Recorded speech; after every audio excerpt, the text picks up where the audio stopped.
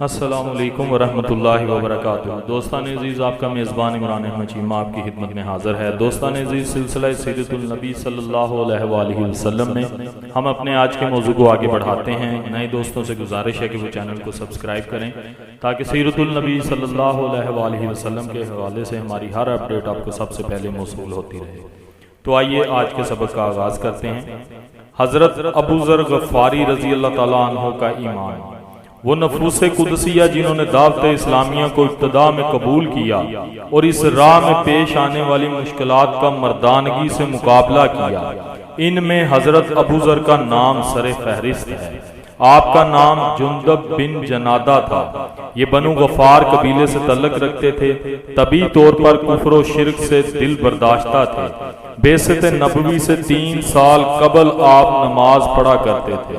جدھر اللہ تعالیٰ نے چاہا منہ کر کے کھڑے ہو جاتے اور اپنی عقل و فہم کے مطابق اپنے معبود برحق کی تسبیح و تمہید کر کے اپنے دل بے قرار کی تسلی کا اہتمام کر لیا کرتے تھے۔ انہیں اطلاع ملی کہ مکہ میں ایک شخص ظاہر ہوا ہے جو دعویٰ کرتا ہے کہ اللہ تعالیٰ نے اسے نبی بنا کر مابعوث فرمایا ہے۔ انہوں نے اپنے بھائی انیس کو کہا کہ مکہ جا کر اس شخص سے ملاقات کرو اور اس کی دعوت کے بارے میں معلومات حاصل کرو اور واپس آ کر مجھے بتاؤ کہ معاملہ کیا ہے۔ انیس مکہ گئے، چند روز وہاں قیام فرمایا۔ جب واپس آئے تو حضرت ابو ذر نے ان سے پوچھا کیا دیکھ کر آئے؟ انیس نے جواب دیا کہ میں نے ایک شخص کی زیارت کی ہے جو نیکی کا حکم دیتا ہے اور برائی سے منع کرتا ہے۔ اس کا دعویٰ ہے کہ اللہ تعالیٰ نے مخلوق کی رہنمائی کے لیے اسے رسول بنا کر بھیجا ہے۔ وہ مکارم اخلاق کو اپنانے کی تلقین کرتا ہے۔ ابو ذر نے پوچھا لوگ اس کے بارے میں کیا کہتے ہیں؟ انیس نے بتایا لوگ تو اسے شاعر، کاہن اور ساحر کہتے ہیں۔ باخدا وہ سچا ہے، لوگ جھوٹے ہیں۔ ابو ذر نے اپنے بھائی کو کہا کہ میرے اہل و عیال اور کاروبار کا خیال رکھنا، میں بذات خود اس ہستی کی زیارت کرنا چاہتا ہوں۔ انیس نے حامی بھر لی اور ساتھ ہی اپنے بھائی کو نصیحت کی کہ اہل مکہ سے محتاط رہنا۔ ابو ذر کہتے ہیں میں ایک توشہ دان میں کھانے کا سامان رکھا، ہاتھ میں عصا تھاما اور مکہ کی طرف روانہ ہو گیا۔ ساری مسافت پیدل طے کر کے مکہ پہنچا۔ وہاں نہ میری جان نہ پہچان، میں نے سیدھا حرم شریف کا رخ کیا۔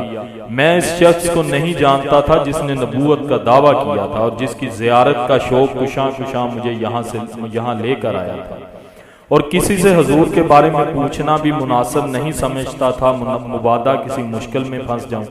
میں انتظار کرتا رہا یہاں تک کہ رات ہو گئی۔ میں وہیں لیٹ گیا۔ مجھے حضرت علی المرتضیٰ نے دیکھا۔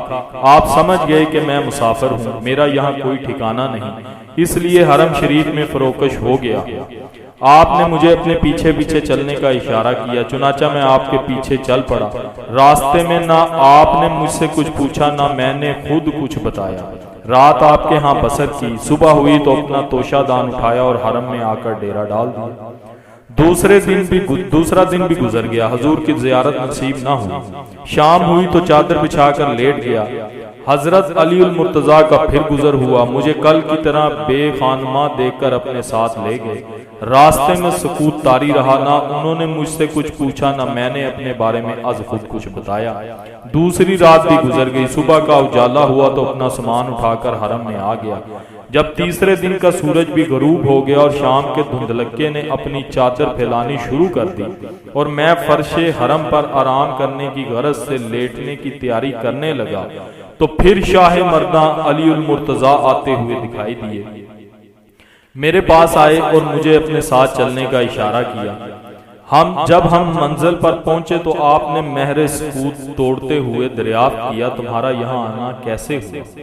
میں نے عرض کی اگر آپ میرے ساتھ پختہ وعدہ کریں کہ آپ میرا راز فاش نہیں کریں گے اور میری راہبری کریں گے تو میں اپنی آمد کا مقصد بیان کرتا ہوں۔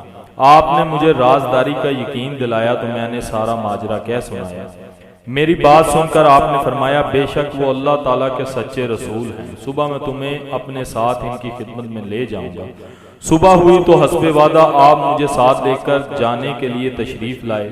مجھے فرمایا تم چپکے میرے پیچھے چلتے آنا، اگر مجھے کوئی خطرہ محسوس ہوا تو میں اس طرح کھڑا ہو جاؤں گا جس طرح میں لوٹے سے پانی بہا رہا ہوں، یا اپنی جوتی کا تسمہ درست کر رہا ہوں، اور اگر کوئی خطرہ نہ ہوا تو میرے پیچھے اطمینان سے چلتے آنا۔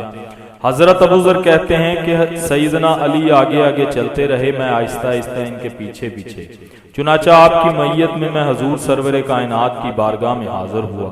میں نے عرض کی، یا رسول اللہ میرے سامنے اسلام فرمائیے، پیش فرمائیے۔ حضور پر نور نے بڑے دل نشین پیرایا میں اسلام کی حقیقت سے مجھے آگاہ کیا۔ حضور کی ہر بات میرے دل میں اترتی چلی گئی۔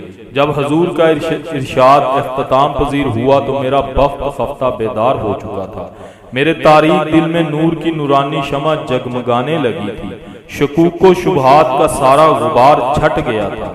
اسی وقت اور اسی جگہ حضور کے دستے ہدایت بخش پر میں نے اسلام کی بیعت کی۔ حضرت ابو بکر بھی خدمت اقدس میں حاضر تھے۔ انہوں نے درخواست کی کہ حضور اپنے جانسار غلاموں سمیت آج رات میرے کلبہ حزین میں رونق افروز ہوں اور محاضر تناول فرمائیں۔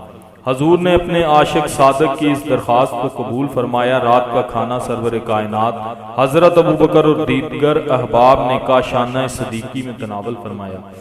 ابو ذر کہتے ہیں کہ میں زندگی میں پہلی مرتبہ طائف کے زبیب خشک میوہ کھانے سے لطف اندوز ہوا۔ مرشد کریم علیہ افضل الصلاۃ والتسلیم نے اپنے نوخیز مرید کو دو نصیحتیں، خصوصی نصیحتیں فرمائیں۔ رسول اللہ صلی اللہ علیہ وآلہ وسلم نے ان دو باتوں پر ان سے بیعت لی کہ وہ اللہ تعالیٰ کی راہ میں کسی ملامت کرنے والے کی ملامت کی پرواہ نہیں کریں گے، نیز وہ حق بات کہیں گے خواہ وہ کتنی کڑوی ہو۔ سبحان اللہ۔ دوستان عزیز، یہ تھا آج کا موضوع، کافی ایمان پرور اور آپ کے لیے فائدہ مند ثابت ہوا ہوگا، اور ہمارے لیے بھی یقیناً۔ تو دوستوں کے ساتھ ویڈیو کو زیادہ سے زیادہ شیئر کیا کریں، لائک کیا کریں، اور کمنٹ میں اپنی رائے ضرور بتایا کریں۔ اسی کے ساتھ اپنے میزبان عمران احمد چیمہ کو اجازت دیجیے گا۔ اپنا بہت سارا خیال رکھیے گا، دعاؤں میں یاد رکھیے گا۔ اللہ حافظ و ناصر۔